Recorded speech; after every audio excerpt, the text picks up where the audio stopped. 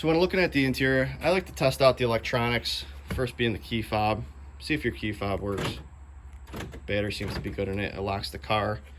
Trunk pop, sounds like it pops the trunk. Hop in, look at your dash. We've got a little bit of paint wear here on some of the buttons that have been used all the time. Looks like the thermostat's already going, your blower motor's running, interior lights are on.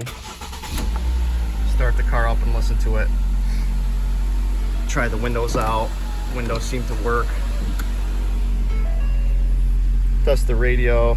Oh, it's on AM right now. But so overall appearance, the car seems to run pretty good. Got a blinking exclamation point. That is for a tire pressure sensor. Either one of the tires is a little bit low or the sensor's bad. So we don't see any check engine lights. We don't see any ABS lights or airbag lights. So you say, oh, you're good to go. What I would recommend doing, if you can, either invest in one or borrow one. Try to obtain a scanner, something like this. A little handheld scanner is all you need. So you say, oh, the car's got no check engine lights. I can buy it from some guy out of some backyard and go and get it inspected tomorrow and drive it and live happily ever after. Well, what I would recommend doing is trying to bring a scanner, pop your OBD port in here, and I'll show you what to look for. So this car here was in the shop recently. We did some service work for it. We had the battery disconnected. When you disconnect the battery, it's the same thing as clearing your codes with a scanner. A lot of people play games and the car could have a problem and you clear a code. So this says no powertrain DTCs. It doesn't have any codes in it right now, but you see all these blinking red lights. So each one of those is a monitor in the car's computer system. And 9 of those have to be clear, green, in order to get the car inspected. So it could have an issue. This car doesn't, but it's only like that because we disconnected the battery. But if the guy's like, oh yeah, I've been driving it every single day, there's no check engine lights on, and you plug into it, but if you see a check engine light on, then you know you got something going on. And it might not be a major issue. It could just be like an evap code or a sensor code, mass airflow sensor, something like that. Things to stay away from: if you see something on here, timing issues, camshaft issues, catalyst efficiency codes especially. So catalyst efficiency code, that's going to be something that means your catalytic converters are not functioning up to spec, and you're probably going to have to put a whole cat system in your car, and those are extremely expensive. You can't buy them used in New York State. So you look in the car's computer if you can, see what it needs, see what it doesn't need, see if it's ready for inspection. If not, tell the guy to keep driving it, put some miles on it, and you'll come back and scan it again, or give him a deposit and make sure the thing clears.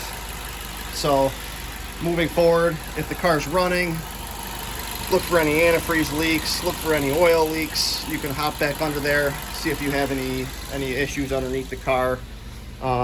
If you can, poke your eyes in between the rotors, in between the spokes of the wheels, or stick your phone down in there like I am. Try to look at your brake pads. These look like they're probably about 70% in there. On the back side, this car actually has rear brake drum, so you're not going to be able to get a look at that. See, that's a brake drum. All your brakes are encapsulated within that drum. Test your emergency brake out. You can push the pedal or pull the handle. Make sure the emergency brake functions. That is a New York State inspection requirement. Emergency brakes have to hold the car when it's in gear. Looking at the rear bumper on this car, we got some chips and scratches back here, and you say, whoa, how come this is all flexed up, and that's actually paint flex right there. And if you look at this bumper carefully, you can see in the light there's actually a really gentle crease right here. And what happened was either somebody backed into this car, or somebody may have backed into a post or a garage door or something, and when it pushed the bumper in, it didn't even break it, but it just pushed it enough to flex the paint. Being the paint's older, it's brittle, and it doesn't take much to flex it. You can see all the spider cracks in the paint. The paint kind of flexed off, and there's just a couple other little chips and scratches. So maybe we'll take care of this bumper here shortly, get it repainted, because the rest of the car presents really well. Walk around, check your lights, brake lights, tail lights. Maybe if you have somebody with you, they can look for you. Push the pedal, make sure the reverse lights come on. All this stuff has to be covered under New York State inspection. when you're selling one as a dealer and when you're buying one.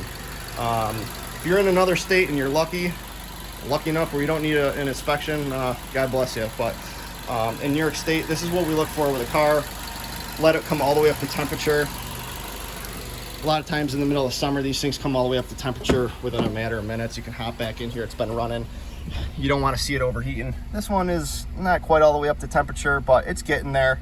If it had some sort of cooling issues, that gauge would probably be pegged all the way to the red. If that's the case, I would leave it there or have the guy take a whole bunch of money off. But this is exactly what you want to look for when buying a car. Quick walk around. Appreciate you guys watching the video. If you have any questions, feel free to message me. Thanks.